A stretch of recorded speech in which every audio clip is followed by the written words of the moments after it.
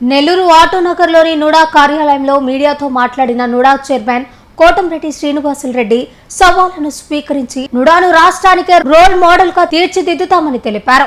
Necklace రోడ్డును హైదరాబాద్ తరహాలో అభివృద్ధి చేస్తామని, జమ్మలపాలెం లేఅవుట్ అభివృద్ధికి 19 కోట్లతో పనులు చేపట్టామని తెలిపారు. నుడా పరిధిలో 40 కోట్ల అభివృద్ధి పనులకు టెండర్లు పిలిచామని, ఆర్థిక ఇబ్బందులు ఉన్నప్పటికీ మంత్రులు, ఎమ్మెల్యేల సహకారంతో అభివృద్ధి కొనసాగుతోందని వెల్లడించారు. ఫస్ట్ చైర్మన్ అయినప్పుడు 5 కోట్లు తప్ప ఏమీ లేదు. దీన్ని ఎలా డెవలప్ చేయగలడు శ్రీనివాసరెడ్డి, ఎలా అవుతుంది అని అందరూ ఎదురు చూశారు.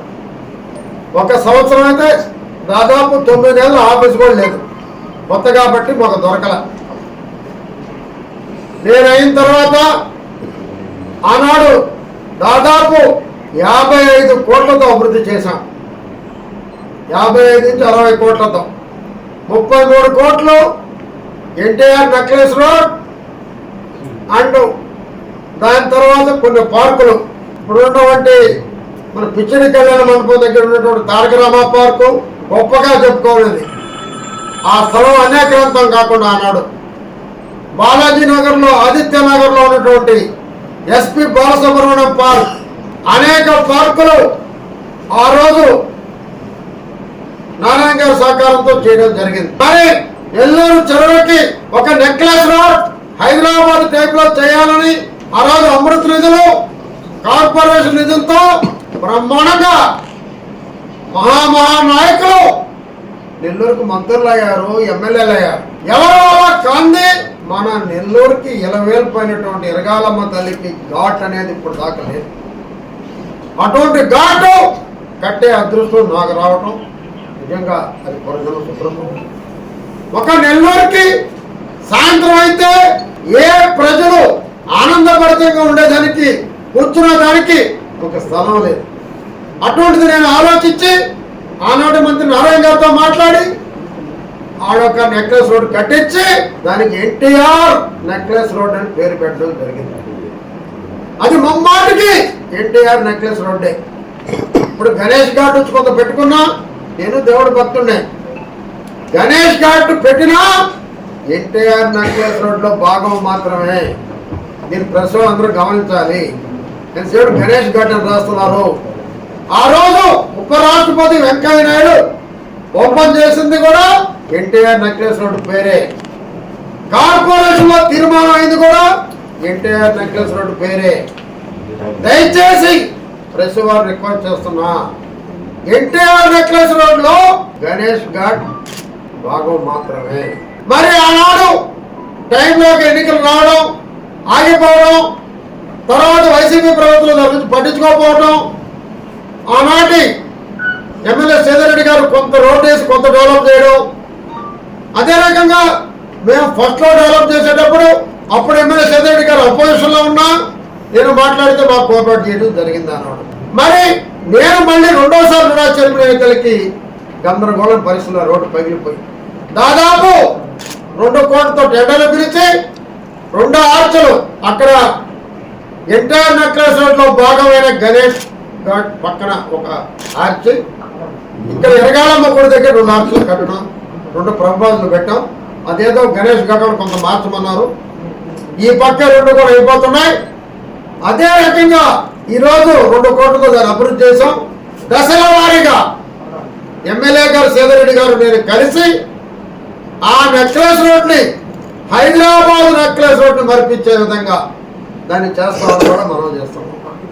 ఎన్టీఆర్ నెక్లెస్ రోడ్ అయితే ఆర్థిక కష్టాల్లో ఉన్నటువంటి నుడా నేను వచ్చేసరికి కావల్లో జలదంక మండలం కావలికి ఆనుకొని జమ్మలపాలెం విలేజ్ లో 94 ఎకరాల లేఅవుట్ ఉంది. మరి ఆనాడు వైసీపీ ప్రభుత్వం 26 కోట్లు బిల్లు తీసుకున్నారు. కనీసం 10-12 లక్షలకు కూడా పని జరగలేదు, చాలా ఘోరంగా ఉంది. బిల్లులో 26 కోట్లు తీసుకున్నారు. పిచ్చి చెట్లు మునిసిపోయినాయి. దాదాపు 700 ఫ్లాట్లు అందరూ కొనేశారు. అందరూ కూడా కొట్టుకోవాలనుకున్నారు.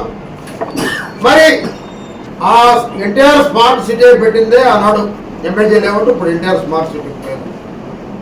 మధ్యతరగతి కుటుంబీకులు, ఎంప్లాయీస్ కోసం అందరూ ఆశలు అడే ఆశలు అయిపోయినాయి. నేను వచ్చిన తర్వాత అవన్నీ క్లీన్ చేయించి ఆ కాంట్రాక్ట్ బదిలైనా పని చేయలే. ఆయన వెళ్ళిపోయాడు, వైసీపీ ఆయన. చెట్లన్నీ కొట్టించి 3,20,00,000తో కరెంట్ వేయించి ఇప్పుడు దాదాపు 19 కోట్లతో శరవేగంగా, నేను వారానికి ఒకసారి వెళుతున్నా, శరవేగంగా అది అభివృద్ధి చెందుతా ఉంది. రోడ్లు కానివ్వండి, డివైడర్స్ కానివ్వండి, సెంట్రల్ లైటింగ్ కానివ్వండి, ఆర్చ్ కానివ్వండి, అదే రకంగా దాని చుట్టూరు 94 ఎకరాలు. ఈరోజు ఆ ఫ్లాట్ కొన్నాళ్ళు ఎంతో ఆనందంగా ఉన్నారు. అయితే గత ప్రభుత్వం వైసీపీ చేసిన తప్పిదం, మధ్యలో 21 ఎకరాలు ఉంది. అది ఆ రోజే కొనుంటే డబ్బు చాలా ఉండింది ఆనాడు రుణాలు. 10 లక్షలకో 15 లక్షలకో ఎకరాలు వచ్చిండేది. ఆ రోజు మరి ఉన్నటువంటి చైర్మన్ లేకపోతే అధికారుల్లో ఎవరు నిర్లక్ష్యం నాకు తెలియదు, కానీ 21 ఎకరాలు వదిలేసి చుట్టూరు లేఅవుట్ వేయడం జరిగింది. క్షమించరాని నేరాలు చేసింది వైసీపీ ప్రభుత్వం. ఈరోజు అది తీసుకోవాలంటే కోట్లలోకి వెళ్ళిపోయింది. మనం చేసే డెవలపర్ బట్టి అన్నిట్లో. దానికే కలెక్టర్ గారు కోరబోతున్నా, ఒక కమిటీ వేయమంటున్నాను. ఆ కమిటీలో కూడా ఉదయగిరి ఎమ్మెల్యే, కావలి ఎమ్మెల్యే, నెల్లూరు ఎంపీ, రాజ్యసభ సభ్యులు బీదా మస్తారావు, ఎమ్మెల్సీ బీదా రామచంద్రరావు గారితో కలిపి కమిటీ వేసి కలెక్టర్ గారు అడిగి జాయింట్ కలెక్టర్ గారు వచ్చి కూర్చుంటే 21 ఎకరాలు కూడా తీసుకుంటే బ్రహ్మాండ ఆదాయం వచ్చి ఆ లేఅవుట్కి ఒక అందం వచ్చే పరిస్థితి.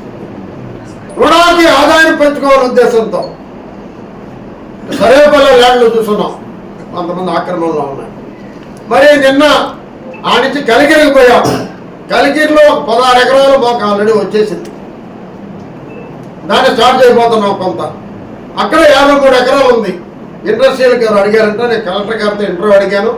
టైం ఇస్తే అది కూడా రిక్వెస్ట్ చేసి 53 ఎకరాలు తీసుకోగలిగితే మూడాల ఆర్థిక కష్టాలు అయితే బయటపడే పరిస్థితులు ఉన్నాయని కూడా నేను తెలియజేస్తా ఉన్నా. అయితే ఎన్ని ఇబ్బందులు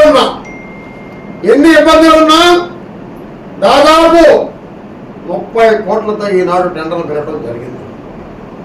ఎన్ని ఇబ్బందులు ఉన్నా వాటిల్లో నెల్లూరు రూరల్ 6,46,00,000,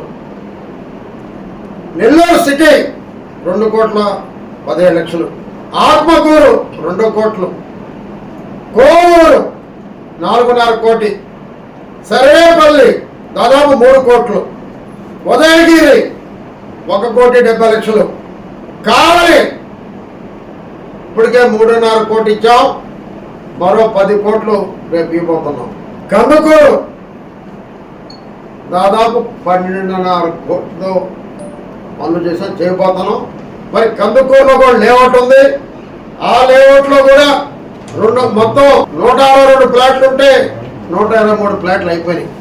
మళ్ళీ ఇక్కడ ఆనాడు వైసీపీ గవర్నమెంట్ నిర్లక్ష్యం చేస్తే అక్కడే టెండర్లు పిలిచి ఆడ చేయడం జరిగింది.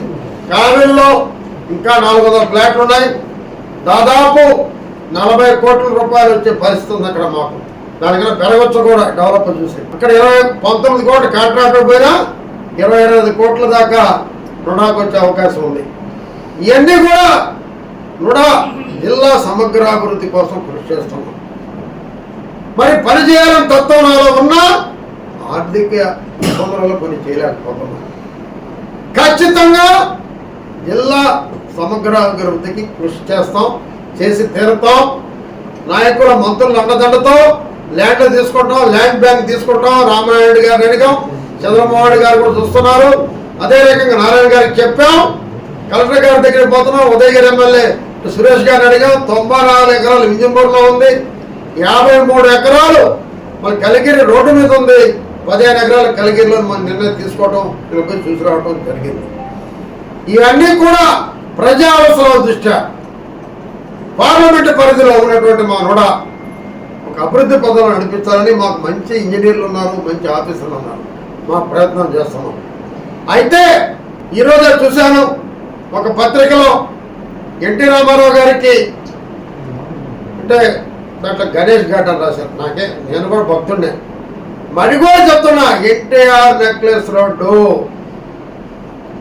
భారత ఉపరాష్ట్రపతి ఓపెన్ చేసింది ఎన్టీఆర్ నెక్లెస్ రోడ్డు. దయచేసి ప్రెస్ వాళ్ళు గుర్తుపెట్టుకోవాలి. దాంట్లో ఒక భాగంగా గణేష్ గార్డెన్ పేరు పెట్టుకున్నారు. రామారావు గారికి ఎవరో తాగుబోతులు ఏలు తిరగొట్టారు. మరి పెద్దలు పొట్టి శ్రీరాములు గారికి రంగు పోయినారు. ఆల్రెడీ టెండర్ పిలుచున్నాం, రంగులు వేస్తారు. ఎన్టీ రామారావు గారికి పెద్ద విగ్రహం వచ్చింది, కింద ఉంది, మీ అందరూ చూపిస్తాను. అది ఎమ్మెల్యే గారు సీతారెడ్డి గారు నేను కలిపి 15 పైన 20 లోపల శంకుస్థాపన చేసి నెలలో ధర ప్రారంభిస్తామని కూడా తెలియజేస్తాను. ఆల్రెడీ వచ్చింది, వచ్చి కూడా 10 రోజులు విగ్రహం కింద ఉంది, మీకు చూపిస్తాం. చూడండి, నిన్న పేపర్లో వచ్చింది, ఈరోజు పేపర్లో చూశాను. కానీ ఎవరో ఏదనుకుంటారన్నంత మాత్రాన మా నాయకుడిని మేము నిర్లక్ష్యం చేసేట్టు కాదు. ఎవరో తాగుబోతు ఎదవలు ఉంటారు, తాగుబోతులు రాత్రులు అక్కడ నిలవైపోయింది. ఎస్పీ గారే చెప్పారు పోలీసులు పెట్టమని పికెట్. కానీ రేపే రుణాతో మా మీటింగ్లో పెట్టి ఆడ సెక్యూరిటీ గార్డులు పెట్టేదానికి కూడా ప్రయత్నిస్తాం. దశల వారీగా హైదరాబాద్ నెక్లెస్ రోడ్తో పోటీ పడతాం.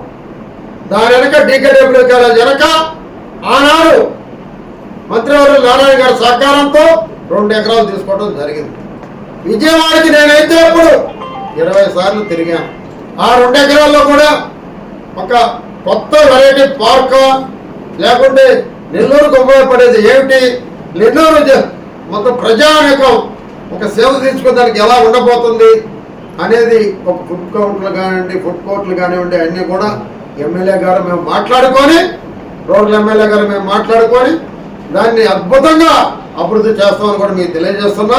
రోడ్ అభివృద్ధి దయచేసి గణేష్ ఘాట్ అనేది పూర్తిగా రాయొద్దు. ఎన్టీఆర్ నెక్లెస్ రోడ్లో భాగం నేను ఒప్పుకుంటున్నా, మంచి, నేను దేవుని భక్తుడిని. ఇది టోటల్గా ఎన్టీఆర్ నెక్లెస్ రోడ్డు, దయచేసి గుర్తుపెట్టుకోండి. దాంట్లో భాగం మాత్రమే వినాయక్ ఘాటు. అందుకే కూడా ఈనాడు మంచి పార్కులు పెట్టాం. జాతీయ నాయకులు ఆనాడు ఉన్నటువంటి నాయకులు ఆనం వివేకానంద రెడ్డి, ఆయన పార్క్ అయిపోవచ్చింది.